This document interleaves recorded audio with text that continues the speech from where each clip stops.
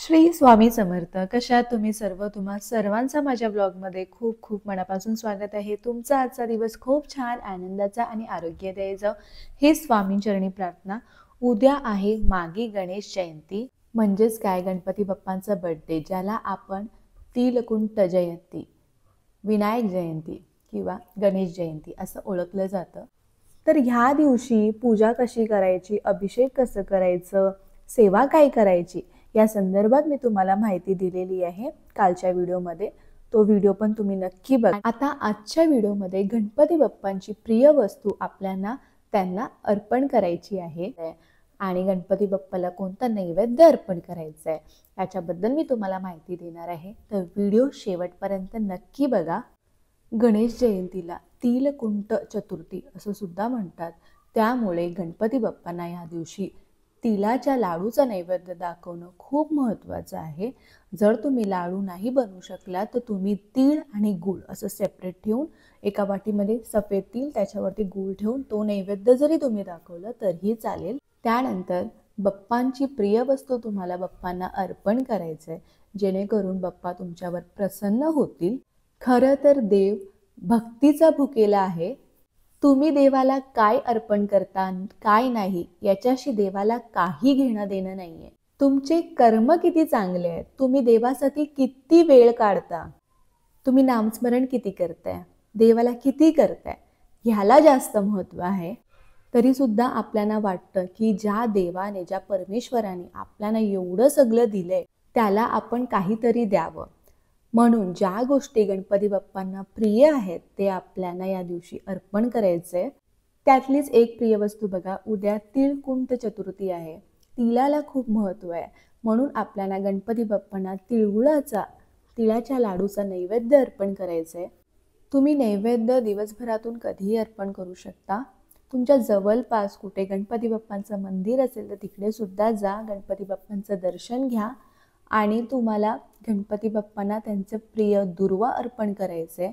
तुम्ही कालच्या व्हिडिओमध्ये मी तुम्हाला 21 दुर्वा अर्पण करायची माहिती दिली आहे, त्याचा उपायसुद्धा सांगितलं आहे. तर तुम्ही तो व्हिडिओ नक्की बघा.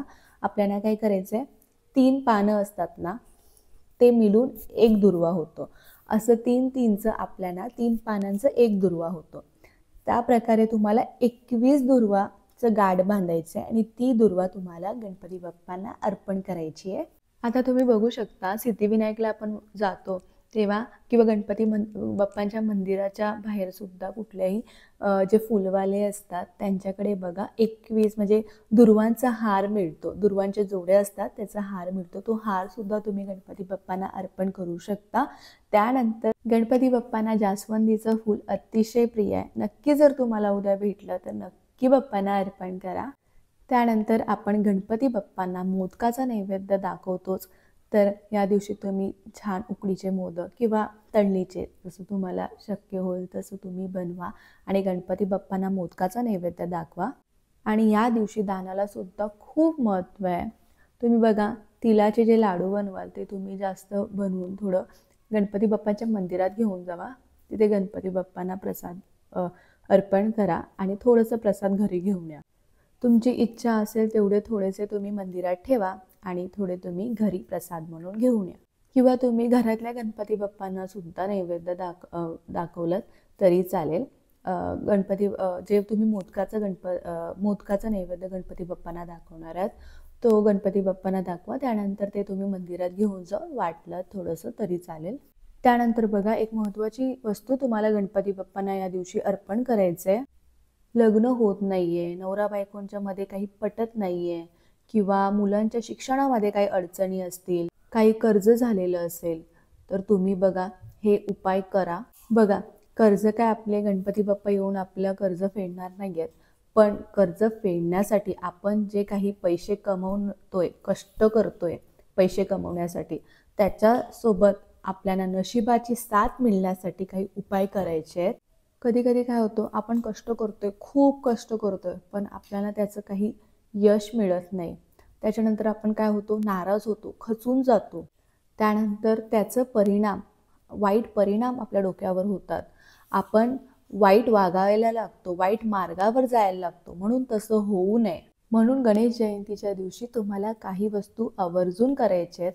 त्यानंतर तुम्हाला ह्या दिवशी गणपती बाप्पांना शमीच्या झाडाचं पान तुम्हाला अर्पण करायचं आहे. शमीच्या झाडाचं खूप उपाय केले जातात आणि अतिशय प्रभावी फळ देणारे ती उपाय असतात. तुम्हाला गणपती बाप्पांना गणेश जयंतीच्या दिवशी एक शमीचं पान अर्पण करायचं आहे.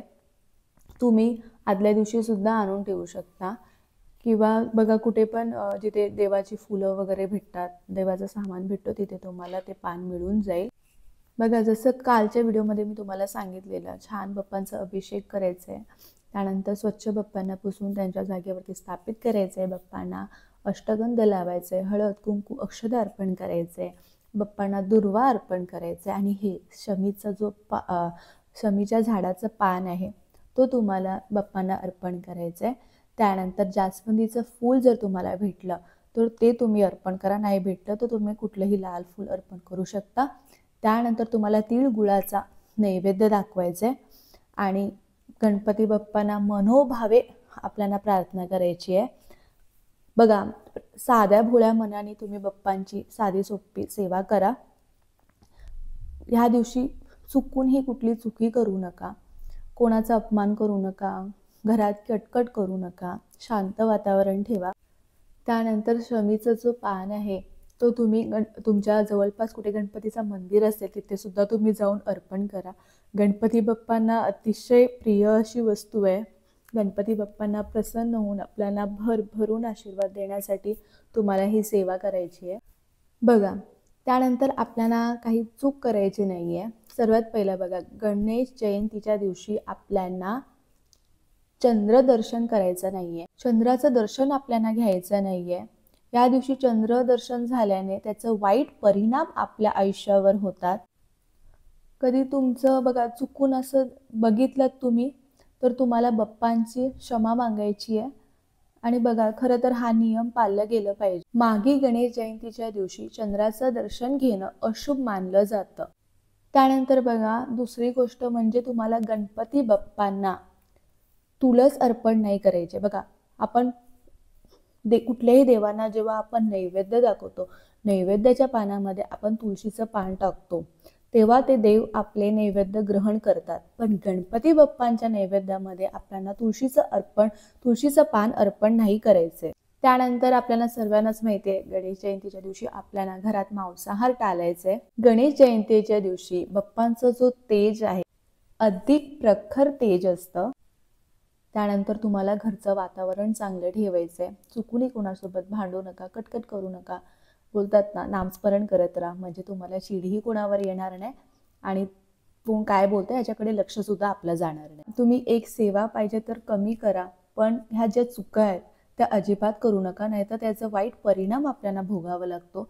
बघा नंतर आपण म्हणतो मी इतकं करते, मी एवढी सेवा करते तरी सुद्धा माझ्यासोबत असं का होत, आणि मग त्याचे वाईट परिणाम आपल्याला भोगावे लागतात. ह्या सांगितलेल्या गोष्टी आहेत त्या तुम्ही नक्की करा आणि ज्या चुका सांगितल्या त्या चुका आहेत त्या तुम्ही टाळा. या दिवशी कुठलीही चूक करू नका. त्यानंतर गणपती बाप्पांना दुर्वा अर्पण करताना तुम्हाला एक छोटंसं मंत्र म्हणायचं आहे. इदं दुर्वादलम ओम गण गणपते नमः, इदं दुर्वादलम ओम गण गणपते नमः असं म्हणून तुम्हाला दुर्वा अर्पण करायचं आहे बाप्पांना. हा मंत्र उच्चार करून जर तुम्ही गणपती बाप्पांना दुर्वा अर्पण केलात तर तुमच्या सर्व इच्छा पूर्ण होतील. तुमच्या काही अडचणी असतील, शारीरिक, मानसिक, आर्थिक समस्या असेल तर त्या सर्व अडचणी दूर करण्यासाठी ही खूप चांगली उच्च कोटीची सेवा आहे. अत्यंत प्रभावी हा दिवस आहे. हा दिवस वाया जाऊन देऊ नका. सांगितलेले उपाय आणि सेवा नक्की करा. व्हिडिओ आवडल्यास व्हिडिओला लाईक करा, शेअर करा आणि सबस्क्राईब करा.